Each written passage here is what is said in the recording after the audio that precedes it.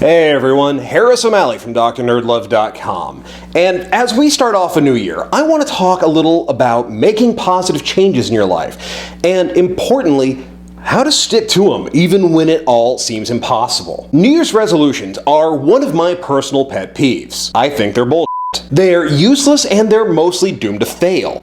All you have to do is look at gym attendance from January to February. The truth is, we all start off with tons of good intentions and lots of plans, and then those plans just fall away. Now, a lot of times this happens because we don't account for things like the opportunity cost, the time that our resolutions will take away from the other things that we want to do. But the main reason why we start to give up on the changes that we want to make is that, frankly, there are times when it all feels pointless. Tell me if this has ever happened to you. You have started trying to make some major change in your life. Maybe you want to get better at dating, you want to be more social, you want to learn how to approach women, how to flirt a little bit more. But once you've gotten started, nothing seems to really be improving. Maybe you've made some minor progress, but those major changes, those big, life-changing moments just aren't happening. This is the point where most people fall off the metaphorical wagon. Making changes, especially major changes that often hit you on the personal level, can be really, really hard. And while any journey is easy at the start, when the going gets rough, most don't keep going. In fact, most people start asking why the f*** they're even bothering. It's easy to hang on in the early days, sure, when it's only been a couple of weeks or even a month. But what about when it's been 3 months, 6 months? A year? What do you do when it seems like that nothing you're doing actually works? How do you keep motivated when it feels like there's no hope? Well, let's talk about that. What does it take to keep going, even when everything seems pointless? The key to staying motivated, to having the strength to keep fighting and the resilience to keep improving, is that you need to commit. Now, I realize that this seems obvious, but the fact is, most people never get past the wouldn't it be nice stage of self-improvement, because that's the easy part. When you're spending all your time dreaming about what your new future life is going to be like. This is everybody's favorite stage of self-improvement because, hey, those dreams feel fresh and vibrant and possible. You have barely started, but you're excited and you're eager, and it feels like achieving those goals is just around the corner, which is what makes it tricky or even seductive, because you are so busy fantasizing about the end of the process, it feels like you've already gotten the rewards without having to have actually done the work. You are full of energy because you have barely had to do anything. You haven't had to make the hard choices or face the failures that you, like everybody, is going to face. So everything seems simple and possible and doable. This is why that first month is so easy. It's all just ramping up, getting past those initial hurdles that, to be perfectly blunt, aren't nearly as hard as you've always imagined them to be. It's when you hit that very first serious obstacle that your will and your resilience will be challenged. And then to make matters worse, when you hit that first obstacle, you're going to start realizing just how far it is that you still have to go. And when you think about how much work you've put in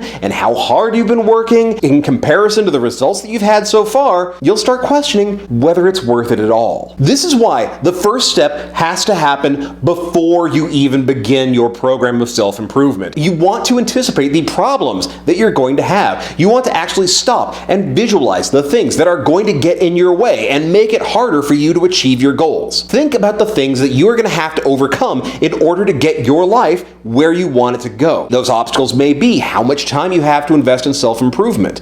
They may be having to overcome social anxiety or finding the places to go where you can meet women. It may be dealing with having enough money to go out or date regularly or to maintain an online dating presence.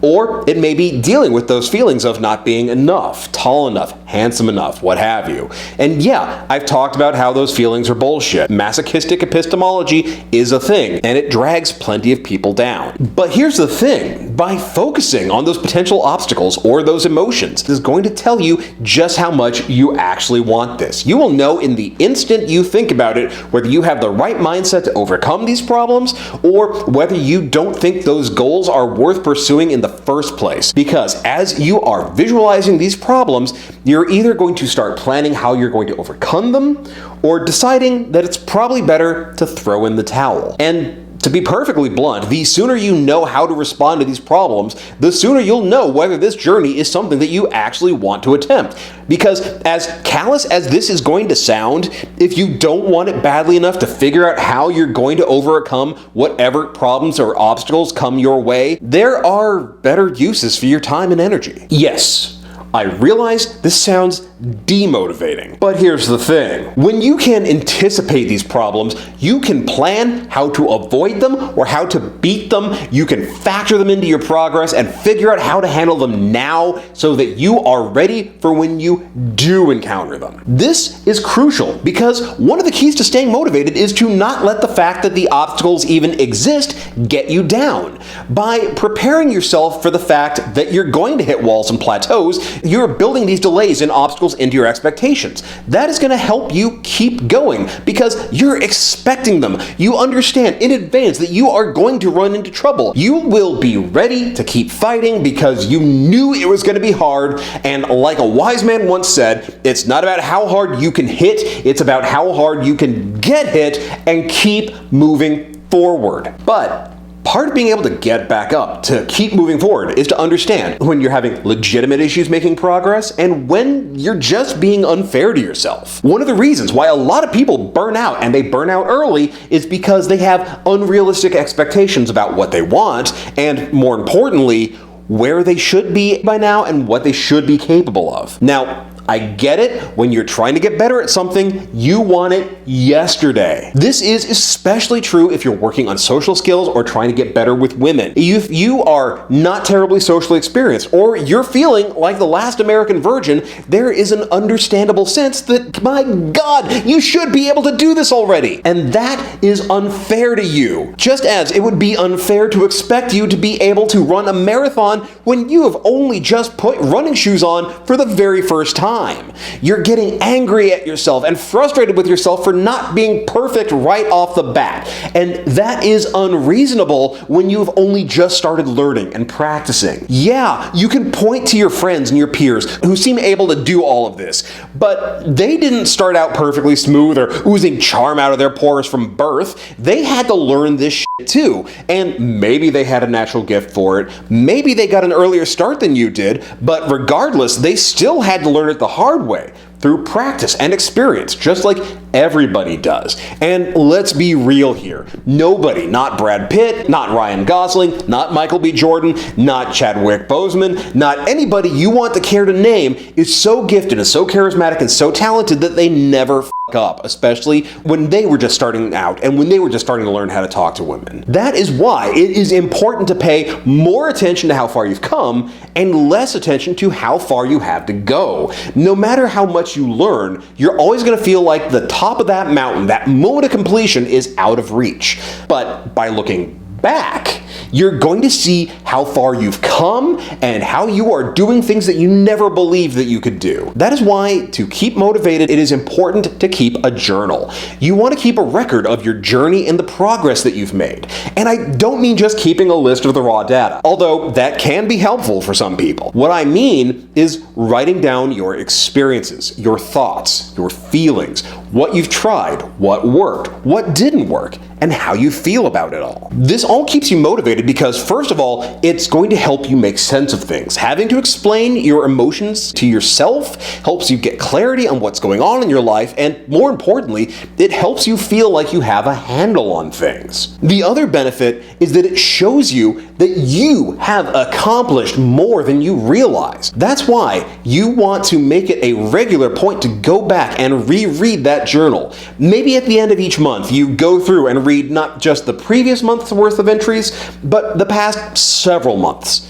See how far you have come. See what you're doing that even a month ago you never would have believed that you could pull off. Recognizing and appreciating what you've accomplished and how much potential you have is a part of how you find the strength to keep going even when it seems like you're never gonna get there. Because here's a thing that a lot of folks won't tell you.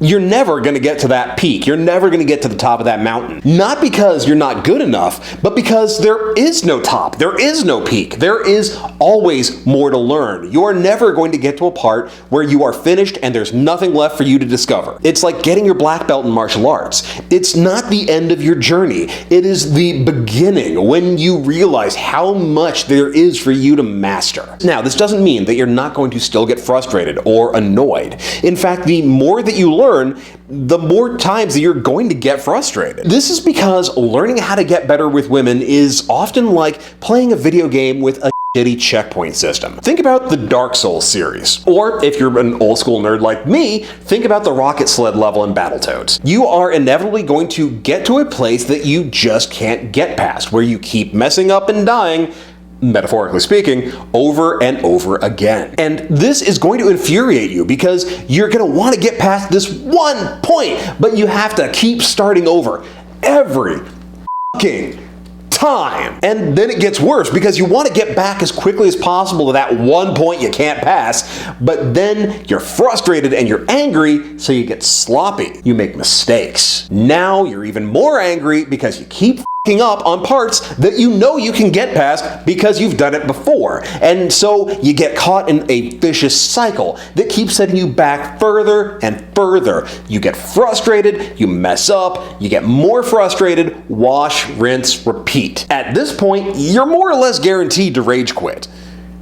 Unless you break the cycle. And the way that you do that is by being willing to take a break. Yeah, I know, we live in a culture that teaches us the only way forward is to work yourself into exhaustion, and if you're not constantly grinding things out, then things will never get better. But honestly, that is just a recipe for burnout. It doesn't do you any good to keep beating your head against a particular wall over and over again until you've given yourself a concussion. Sometimes what you need to do is take a step away from it all and give yourself time to recover. To go back to the video game metaphor, often when you're running headlong into that one part that you just can't beat, the solution is to step away from a while. Sometimes that means going and grinding another area until you're ready, but other times it means stepping away from the game entirely and then just giving yourself a little mini vacation from it. Think of the times when you've gotten stuck on one particular boss battle, one particular puzzle, or one particular twitch reflex challenge. Taking a night off, sometimes even a couple of days, often makes the difference between snapping the controller in half and actually beating the level. Unless you're talking about Battletoads. Nobody beat that damn rocket sled level, and if you say that you did, you are either a goddamn liar or you used a cheat code. Confess. But that's the way it often goes with staying motivated as well. Sometimes the key is to give yourself a break. Take some time to relax. Do something else so that your brain doesn't get stuck in this loop of, why can't I do this? Giving yourself time away gives you perspective. It gives you clarity. It lets you recharge your batteries. And when you come back, you're relaxed, you're rested, and you're ready to give this old town a wedgie again. But breaking that cycle of frustration also means changing the story you tell yourself. Part of why it's so hard to keep going when the going gets rough is because of the way you've been framing it. When you tell yourself that you're a loser and a failure, you're draining your mental reserves. You have defined yourself by your limitations, and you've defined your problems as permanent. By changing your story, you change your outlook and you change your mindset. By changing your mindset, you change your outcome. When you define the difficulties that you face as challenges rather than as impossibilities, you reshape your life. After all, a challenge is something that can be overcome. They're hard, sure, but that's the point of a challenge. They're meant to test you and to push you and to drive you beyond where you thought your limits were. That wall you just hit or that plateau you've reached isn't a sign that you suck. It's a sign that you've leveled up and you're facing new challenges that you weren't ready to face before. Yeah, you may not be able to beat it now, but with work, with perseverance, and with practice, practice, you'll be able to get there. And the harder that you work, the quicker you'll be able to overcome it. Think of it as your personal Rocky-style training montage, just without the convenient fast forward and power pop soundtrack.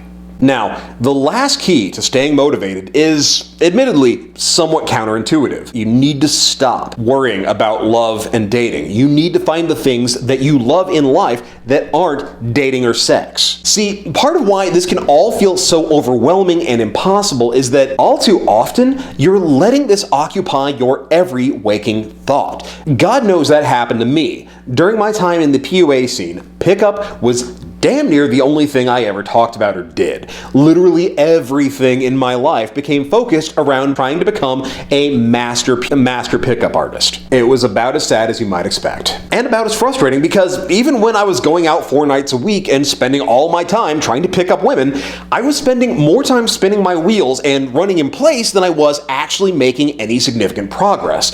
I was neglecting literally every other aspect of my life to try to get better.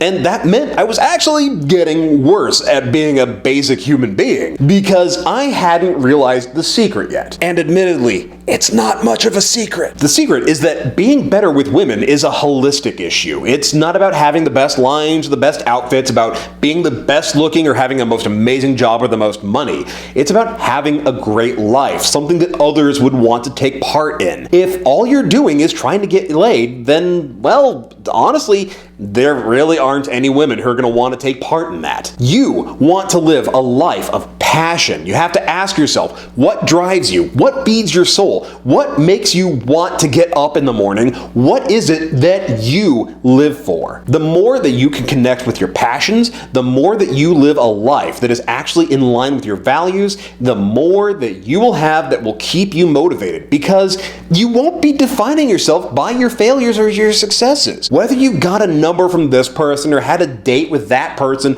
won't be what makes the difference between feeling like $1 million or feeling lower than a snake's ass in a drainage ditch. It'll just be one part of your life, one part of who you are, and not even the most important part. This is why people keep saying you'll find someone when you stop looking. Yeah, it's a really annoying cliche, but it's also not entirely wrong. It's not telling you to give up, it's telling you to not let the search consume you. The more you have going for you in your life, the easier it is to not obsess about whether you're single or not, whether you're a virgin or not, how many partners you've had, or how many dates you haven't gone on. And when you're not obsessed, when you are just living your life and learning how to make these skills a natural part of who you are, that is what gives you the motivation to keep going. That's what gives you the resilience to stand back up again. And it's why you'll be ready when the right person does come around. Hey, thanks for checking out my latest video.